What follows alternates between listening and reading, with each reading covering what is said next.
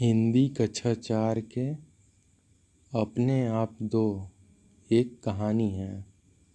इसका शीर्षक है सत्यवादी हरिश्चंद्र।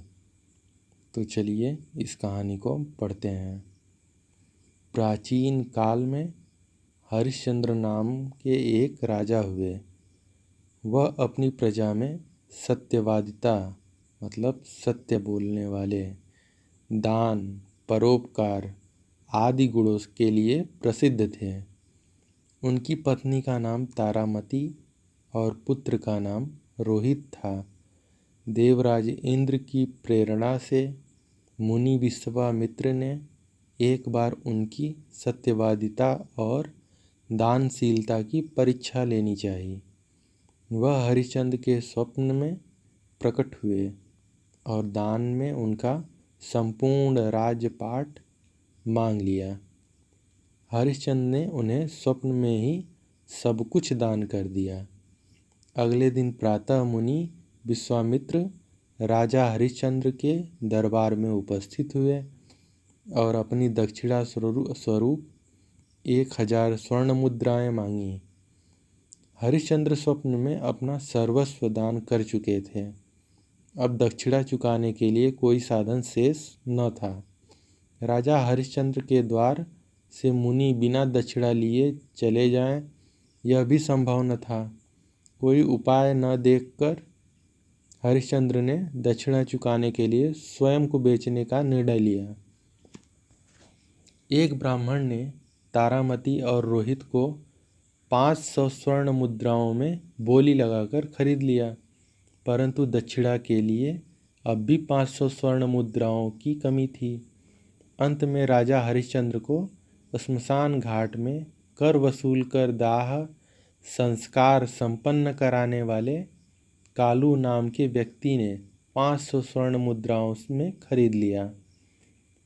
तारामती ब्राह्मण के घर चूल्हा चौका और अन्य घरेलू कामकाज करती थी।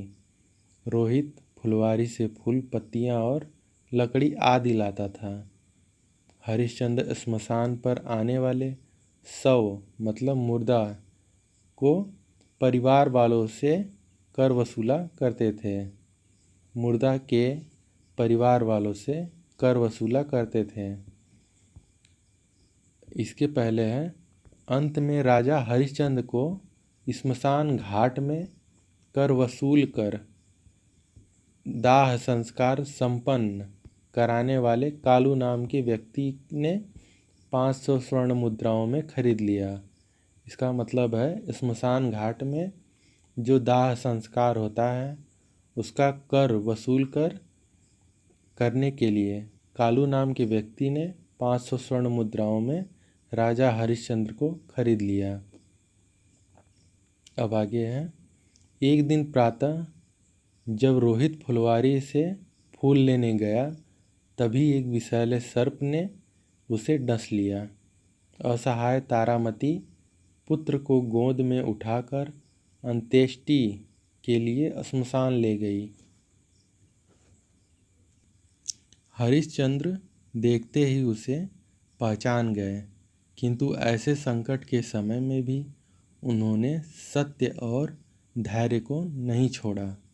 उन्होंने तारामती से शवदाह हेतु कर मांगा, मतलब मुर्दे को जलाने में या अंतिम संस्कार के लिए कर मांगा। तारामती के पास कर देने के लिए कुछ भी नहीं था। विवश होकर वह अपनी धोती का आधा भाग फाड़कर जैसे ही कर के रूप में देने के लिए तत्पर हुई मतलब तैयार हुई, वैसे ही मुनि विश्वामित्र और देवतागण प्रसन्न होकर प्रकट हो गए। उन्होंने हरिश्चंद्र और तारामती के धैर्य, दानशीलता और न्याय की प्रशंसा करते हुए उन पर पुष्प बरसाए। मुनि विश्वामित्र के आशीर्वाद से रोहित पुनः जीवित हो गया। हरिश्चंद्र का राजपाट वापस मिल गया। वे सत्यवादी और दानी राजा के रूप में सदा के लिए अमर हो गए। सत्यवादी राजा हरिश्चंद्र के संबंध में भारतेंदु जी ने लिखा, चंद टरै सूरज टरै, टरै जगत व्यवहार, पै दृढ़ हरिश्चंद्र को डरै न सत्य विचार। इसका अर्थ होता है चाँद और सूरज भले ही अपनी जगह से हट जाएं, पर राजा हरिश्चंद्र अपने वचन और सत्य विचार से कभी पीछे नहीं हट सकते। तो चलिए अब कुछ कठिन शब्द को देखते हैं। जैसे पहला शब्द है प्राचीन। प्राचीन का अर्थ होता है पुराना। अगला शब्द है प्रजा। प्रजा का अर्थ होता है राज्य की जनता, राज्य के लोग। अगला शब्द है सत्यवादिता। सत्यवादिता का अर्थ होता है सदा सत्य बोलना, सदा सत्य बोलने वाला। अगला शब्द है परोपकार।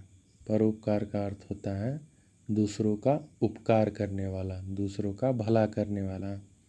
अगला शब्द है प्रसिद्ध। प्रसिद्ध का अर्थ होता है मशहूर, जिसका बहुत नाम हो। अगला शब्द है प्रेरणा। प्रेरणा का अर्थ होता है मन में भाव, विचार उत्पन्न होना, जिसको बढ़ावा बोलते हैं या प्रोत्साहन बोलते हैं। अगला शब्द है दानशीलता। दानशीलता का अर्थ होता है दयालुता, दरिया दिली, विशाल हृदय। अगला शब्द है दक्षिणा। दक्षिणा का अर्थ होता है दान में मिला उपहार। अगला शब्द है स्वरूप। स्वरूप का अर्थ होता है के रूप में। अगला शब्द है स्वर्ण मुद्रा। स्वर्ण मुद्रा का मतलब होता है सोने की मुद्रा। अगला शब्द है सर्वस्व। सर्वस्व का अर्थ होता है सब कुछ। अगला शब्द है शेष। शेष का अर्थ होता है बचा हुआ। अगला शब्द है निर्णय। निर्णय का अर्थ होता है फैसला। अगला शब्द है स्मशान घाट। स्मशान घाट अंतिम संस्कार की जगह को बोलते हैं। अगला शब्द है कर वसूल। कर वसूल का अर्थ होता है शुल्क या बरामद करना या मालगुजारी। अगला शब्द है दाह संस्कार। दाह संस्कार का अर्थ होता है अंत्येष्टि, अग्नि या अंतिम संस्कार, मतलब मरने के बाद जो अंतिम संस्कार किया जाता है, जो मुखाग्नि दी जाती है, दाह किया जाता है। अगला शब्द है संपन्न। संपन्न का अर्थ होता है पूर्ण होना या पूरा होना। अगला शब्द है शव। शव का अर्थ होता है मुर्दा। अगला शब्द है अंत्येष्टि। अंत्येष्टि का अर्थ होता है अंतिम संस्कार। अगला शब्द है धैर्य। धैर्य का अर्थ होता है धीरज। अगला शब्द है शवदाह।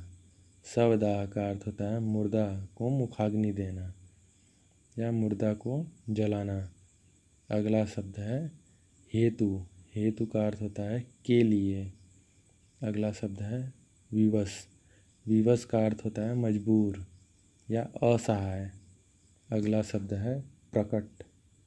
प्रकट का अर्थ होता है उपस्थित होना या सामने आना।